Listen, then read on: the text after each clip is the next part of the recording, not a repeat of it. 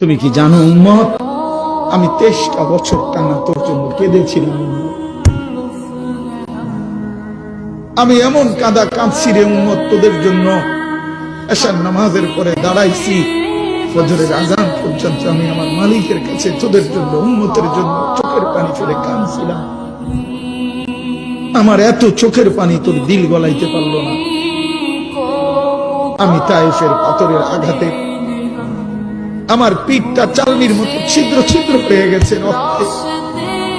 আমি বুকে পেটে 2টা পাথর বাঁধছি ক্ষুধার কষ্টে। আমি উহুদের দান্দান শহীদ করা রক্তে উহুদের ময়দানে পড়েছিলাম বেহুশ হয়ে। আমার ঘরের চুলায় 3 মাস রান্নার জন্য কোনোদিন চুলায় আগুন জ্বলে নাই। আমার এত চোখের পানি, এত রক্ত, এত ক্ষুধার কষ্ট, কিছুই তোর মন গলাইতে পারলো না, তোরে সেজদা দিতে পারলো না।